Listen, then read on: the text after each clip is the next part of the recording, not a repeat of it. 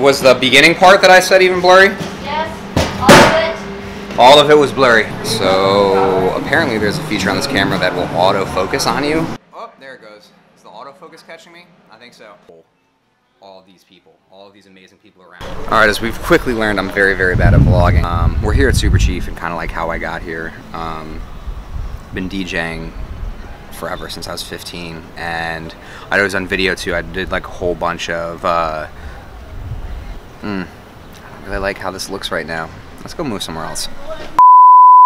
So I'm trying to get good at this vlog thing. I've always wanted to vlog. I've wanted to vlog for a long time, and I wish that I had done it while I was touring. I feel like I would have had a lot of really good stories, a lot of cool relationships that I had there. I guess like one of the reasons why I didn't vlog before is like I'm super private about what I do, and I'm definitely like very shy. When I DJ, I am wilding out, I am crazy, I am up there dancing, and there's something weird though about being on video, and I think a lot of people don't realize that.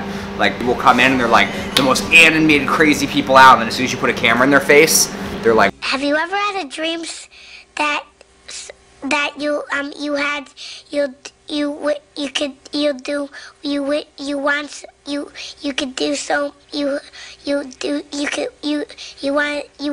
him to do you so much you could do anything? I also just think like you leave yourself open for vulnerability. I think it's important now with this channel because I realized like with this vlog, a lot of people don't know who the hell I am, what my story is. Yeah, so I guess the story starts a long time ago. I'd always done video, you know what I mean? It's always been such a big piece of me. I helped them build a video studio for my school. I went ahead and got my broadcaster license from Comcast when I was like 14 or something, which was cool.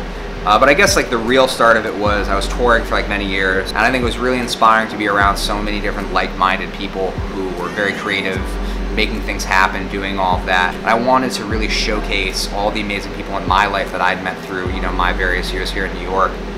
I'd always talked about getting this like live streaming set up because for me, I liked broadcast stuff and all of that because it was almost like DJing, right? You make a cut, you do something in that moment, and it's like the feeling of the pressure to do the right thing. So I'd always wanted to buy this equipment, and I talked to all of my friends to death about it. And it hit a point where people were like, "Shut up! Yo, stop talking about it, just do it." And I was like, you know what? Yeah, like I want to be in New York. I want to showcase the people around me. I'm gonna buy this stuff.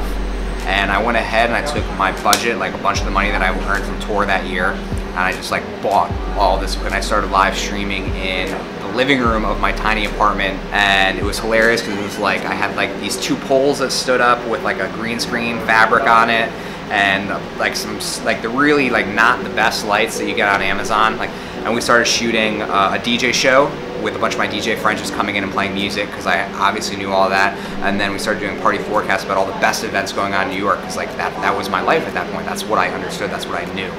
A funny story, the foundation of my building collapsed. Finally, one day they came with a car jack, right?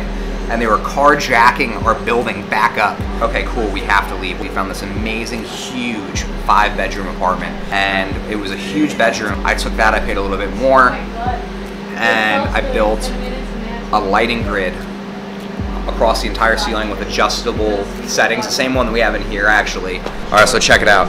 We had this lighting grid right here. That was in my bedroom before. All of these lights up here, kind of dark. That was in my bedroom. This was like my desk at home. It kind of looked like a command center. People thought that I launched rockets from it. The server rack in the corner of my bedroom. Everyone was wondering if I was like doing secret CIA work all the time. The top secret report about to be revealed. Inside, how the CIA tortured prisoners. And then a Murphy bed so that I could fold my bed down when I wanted to sleep and then back up into the wall when I didn't. So I, at some point, had to move out of there. I met up with Ed Zipko over at Super Chief. We talked about collabing, about the studio space, and we finally met up and we sat down for 15 minutes and we talked about like what our drives were in life, like what things we wanted to do. And it was just like that the energy was there, the energy was right, and like we just understood each other. And he's like, yo, let's do this, let's make it happen. I'm like, okay, cool, like we'll plan it out, I'll move in a month. He's like, no, move in tomorrow, let's start getting the ball rolling. So I literally dismantled my entire studio in my room, and bam, I had the studio, and I was like, I don't whoa. We started getting our shows together, and then things have just slowly been growing, and like being able to like bring all these new people in, all of these amazing talented people. That was kind of like the start of it all, and now we have all these new programs coming out I'm super stoked on. That's kind of the story of how all this happened. How did this happen?